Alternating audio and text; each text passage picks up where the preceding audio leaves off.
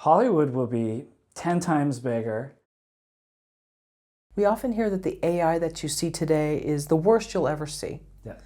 What are you doing as someone who's actively building an AI product or products to improve, to grow, to expand, to make it more lifelike? Yeah, definitely. I mean, part of it is setting a roadmap with predictions. So when we saw that text was able to be generated, images would be next, and video, and our startup was founded sort of assuming that roadmap and that we'd build up each as we go. You definitely need to do a little bit of research each day, keep up with the latest trends. It feels like in the world of AI, there's something new being invented every week, and sometimes it makes the old stuff less relevant.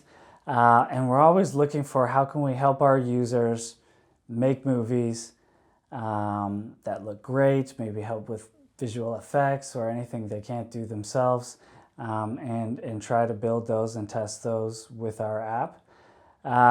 Big part of it too is just predicting what could go wrong with each of these different things and making decisions.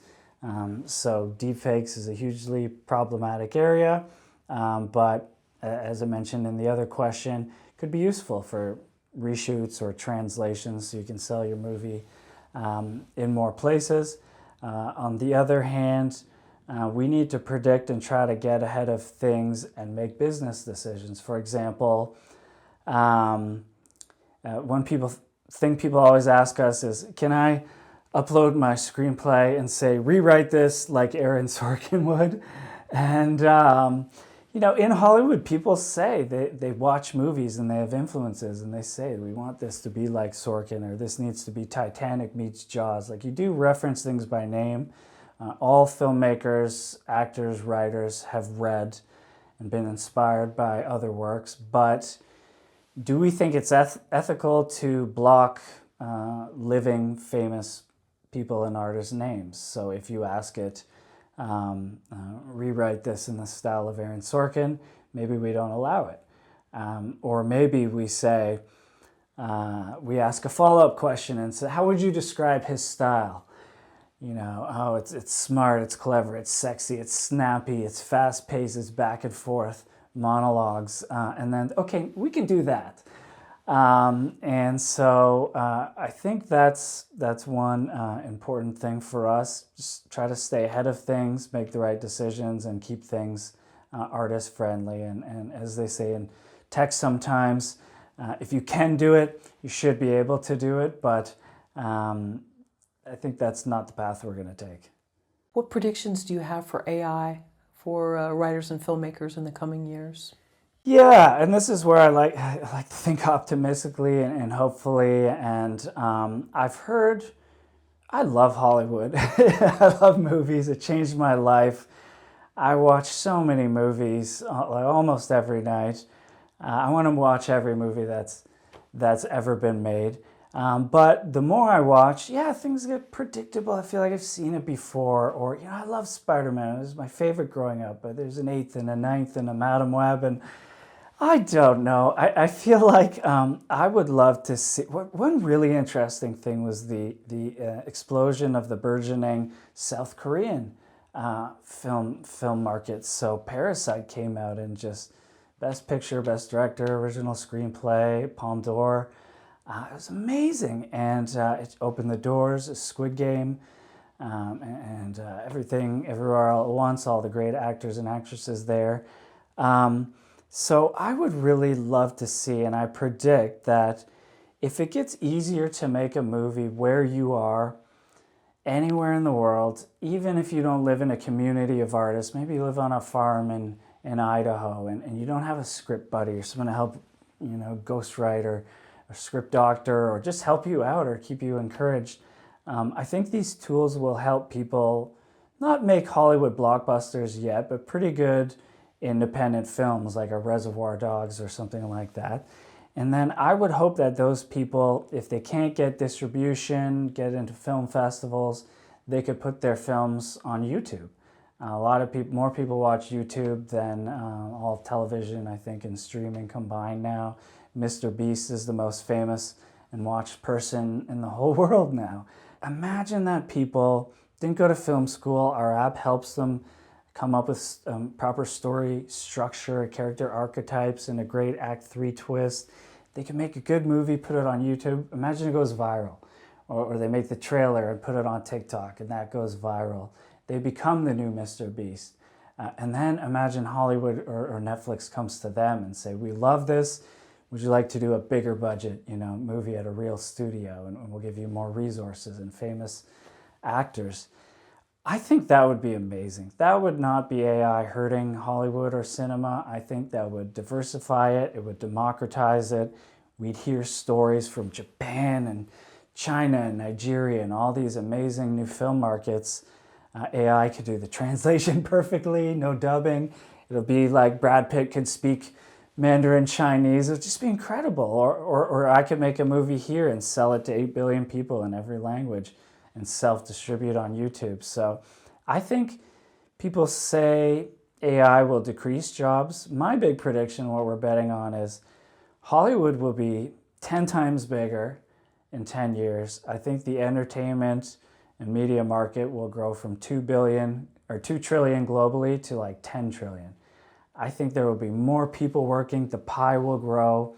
And the reason is, you mentioned Blockbuster earlier. I remember those days. There was limited shelf space on the wall, and there were limited movie theaters. And so I don't blame executives. They had to pick the best ones and follow formulas. And, oh, Brad Pitt's in this one? Okay, green-lighted. Squid Game, a horror TV show about a game show made in South Korea. Not checking the boxes, not risking my career. Let's bet on a built-in audience. So I guess I would end by just saying I think more people telling stories, more people watching. They're watching more than ever on TikTok, but now it'll be narrative cinema and proper movies with themes. I think that's just going to be so great. And I predict that not one living filmmaker today will lose a job, will lose $1 of work, will lose 1 day of work due to AI. I think instead they will make more. Their skills will make them still the best, and they will get the biggest and best movies and make the most money. But I think a whole new group of filmmakers will rise up in the world, and I think it's going to be incredible. I can't wait. Well, they say that it will be a new job created will be these AI prompts. Yeah. People that know prompts and things. What do you think most creatives get wrong with prompts currently? I think that it's a quick moving field, and people are actually predicting prompt engineer would be a new job in AI companies. The goal of AI companies is to make it so people don't have to be prompt engineers. If you want to make an image on Midjourney, you have to add all these flags, like 8mm camera, cinematic, this lens, this lighting. It takes months to learn how to make good images in Midjourney and be a prompt engineer. What ChatGPT solved is you can ask it anything. You can even make spelling mistakes or get things wrong, and it still knows what you're saying. And our app is similar. You can sort of talk to it in normal film industry terms and pick shot types and describe things naturally. So I think prompt engineering is not going to be necessarily a job or a skill of the future, but learning how to coax AI into giving you the answer that you were always looking for and just haven't thought of yet, I think that's a skill that the next generation who, I was the internet native generation. I think the next kids will be the AI native generation. It won't be weird for them to use AI to help write a cover letter. It would be very natural for the next generation of filmmakers to use AI writing scripts. So I think it will be less about prompting and learning that and more just not being afraid of AI and using it naturally. And I think they're going to be great at it. And there's also Tubi as well. You talked about Blockbuster. Yeah. So as someone that used to go to Blockbuster and look for these obscure movies, now I go on Tubi and I just type in a word and I want to see what do they suggest to me. Because I want to watch one that has like the weirdest cover and see, hopefully it's not, scary or graphic, but there's so much creativity within that Yeah. maybe I would overlook it. So that's another. And two interesting points on that. So a lot of people will say to me, if it was easy to make a movie, everybody would do it. And they're kind of scared of it. And I'm kind of, well, that's a good thing. I like that. Everybody should be able to. But they say, well, there will be an explosion of content. And you need editors to pick the best ones, the people with taste. And there is definitely a lot of validity there. But I think the editors and some of the executive producers who greenlight things,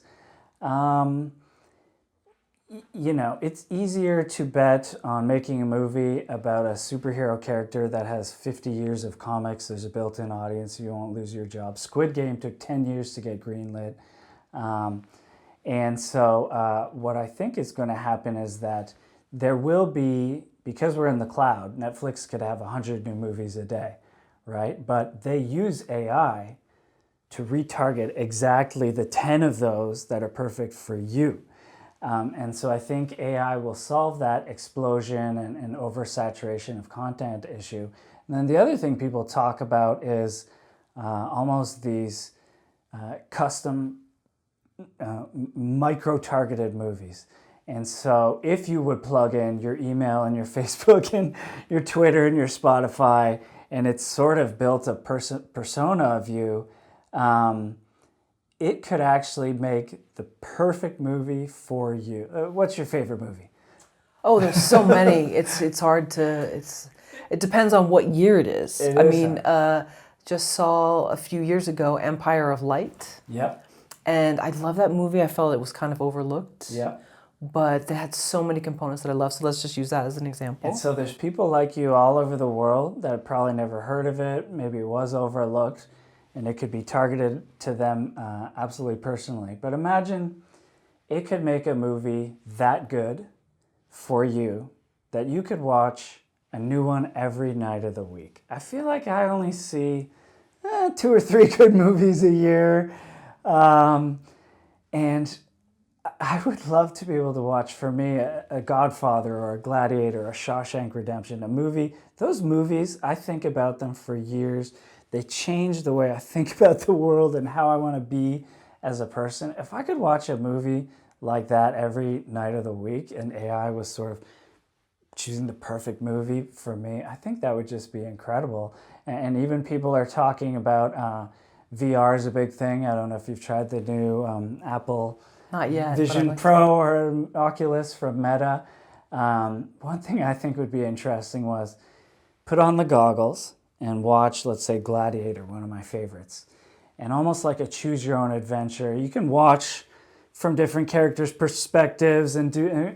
But then when Maximus goes in the Colosseum, the arena, you can pick up the joysticks and then decide, okay, will I be good leader Maximus and I will save the other slaves and the movie goes one way, or I'm evil Maximus, I kill everybody and I, become friends with Commodus. And so I think when AI can generate synthetic photorealistic video in real time, which could be a year or two away, you could have choose your own adventure interactive movies and an infinite number of them. You don't need to record all the different endings in advance. So yeah, I think AI, it scares me so much to think that the guilds would want to or try to ban AI just outright, just end it. I think it could really grow the industry, create new forms of entertainment, and just make cinema better than it's ever been before. So yeah, it's going to be interesting.